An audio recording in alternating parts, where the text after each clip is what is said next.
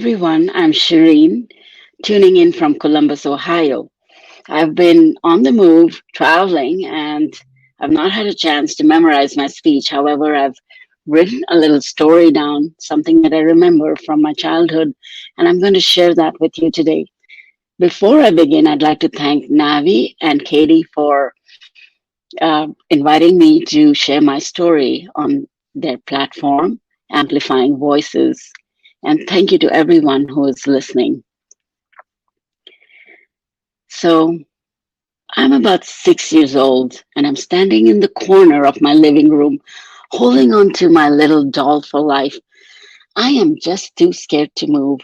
My mom is pregnant, and she's raging away, and my dad is standing there and listening to her.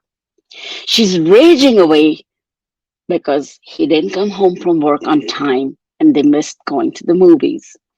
Her eyes are on fire. Her face is red and her teeth look larger than they are.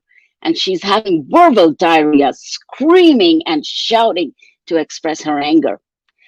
Daddy, on the other hand, remains calm and he lets her express herself until she is calm. He takes responsibility and renegotiates with her, and she wins. She always wins. I have it that eventually she's going to win every battle because no matter who she fights, rage is her weapon of victory. I love my mom dearly, but I grew up fearing and resenting her more than liking and respecting her, only to become just exactly like her. After all, they say, what you resist persists. So fast forward 2009, I am pregnant and my husband does not show up. And I know he's cheating on me. I'm seething in anger like a volcano getting ready to erupt. The anger keeps building up and building up and building up, and I just can't think of anything else. He arrives the next day. I have been waiting for this moment, building up all the rage inside me, and I explode. My eyes are on fire. My face is red, and my teeth look larger than they are, and I am having a verbal diarrhea, screaming and shouting to express my anger. In that moment, I am unrecognizable. I am my mom. Heck yeah, I am scary. Yes, I am going to win. And yes, my husband will be scared of me and will never dare to cheat on me again. Now take this. Unlike my dad, my husband turns around and he looks at me. His eyes are even more on fire.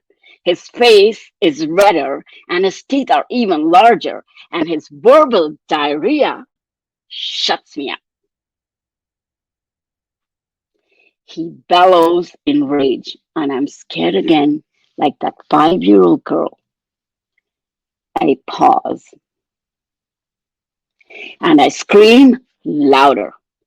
He begins to scream over my voice.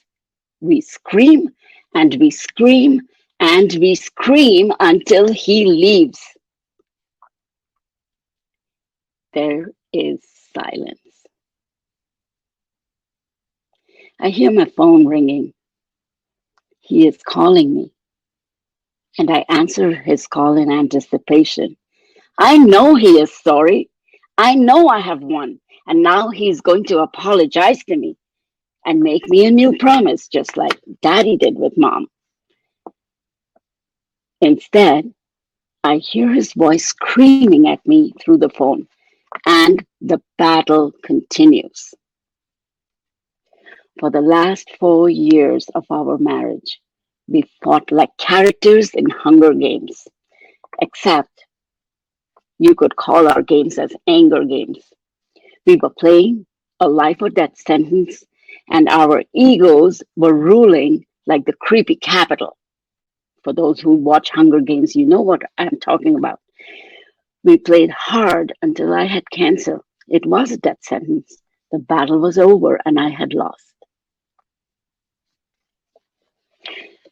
Now, Rousseau has explained in his tabula rasa, or the blank slate theory, that people are born innocent and loving and at their best. So, what happens along the way for people to choose anger and hate instead? Why is this world fractured with wars and violence? People are talking about living in peace while our beautiful Ukraine is being torn apart in war. And I think I remember the former prime minister of Japan was shot. Gun violence has been on the rise. So, what could be the trigger that compels a naturally loving person to pull the trigger on someone else? In a world that is progressing to master artificial intelligence, we have not been able to master our own human emotional intelligence. How do we master the amygdala hijack? What could we do to control our primitive brain that makes us respond so irrationally and in exaggeration in a situation that is perceived as danger? We are preaching peace. Are we practicing peace? What happened after I survived cancer was a game changer for me. You see, all along I had it that my mom was the winner, but in fact, it was my dad who was the true champion because he chose to practice peace during times when it must have been the hardest for him to keep calm. It took something to hold that space for someone else spewing anger at him without him losing his cool. When mom was angry, he showed her love and compassion, and he never let her lose. My first lesson in practicing peace was during my chemo session, where I was compelled to be alone and aware of myself. It was very, very uncomfortable, and I just couldn't be alone with me at first. If I couldn't be alone with myself even for a little while, how could someone else enjoy my company?